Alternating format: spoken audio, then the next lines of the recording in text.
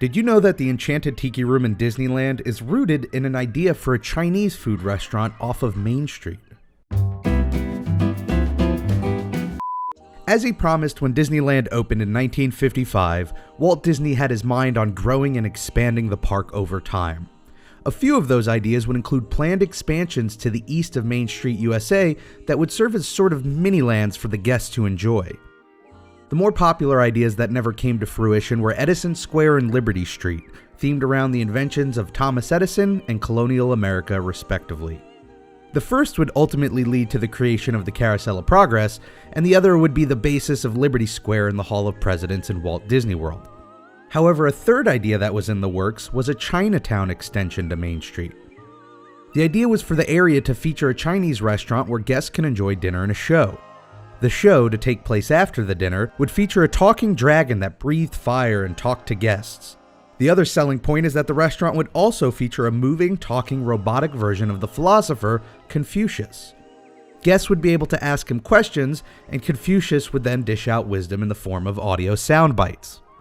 While the idea for the entire area would eventually be dropped, Disney Imagineers had already began work on the robotic Confucius.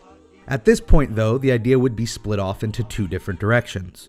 Walt, still wanting to develop an advanced human robot, would shift the Imagineers' focus from Confucius over to another famous figure, Abraham Lincoln, who would eventually make his debut at the 1964 New York World's Fair. Meanwhile, the dinner show concept would be moved over to Adventureland. With a new home, the show would be rethemed to a tiki setting, tapping into the then recent popularity of the culture.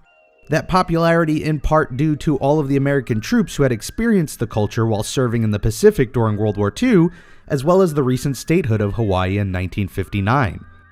So instead of dragons and philosophers, this new show would feature birds. However, as Walt would point out to legendary Disney art director John Hench, they couldn't use real birds during a dinner show.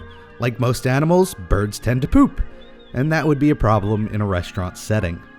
But as Imagineer Raleigh Crump put it, Hench was quick to change the idea to mechanical birds. Besides not having to poop, the birds would be able to talk and sing to one another.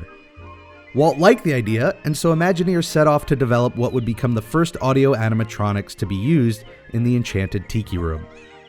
The technology was impressive at the time, and closer to opening, Walt ultimately decided to remove the dinner portion from the attraction, turning it into just a show. His logic was that guests would be so impressed and entertained by the animatronics that they would never leave their table. By turning it into a show, there would be a greater flow of guests. The Enchanted Tiki Room would open to entertain crowds in 1963 and is still open to guests today, not only in Disneyland, but in Disney World as well. Just 1 year later, the first full-motion human animatronic would impress audiences at the New York World's Fair before finding a home at Disneyland with great moments with Mr. Lincoln. Both attractions are deeply rooted in Disney history and guided us into a new era of sophistication in theme park technology. And it all started with a Chinese restaurant that never happened.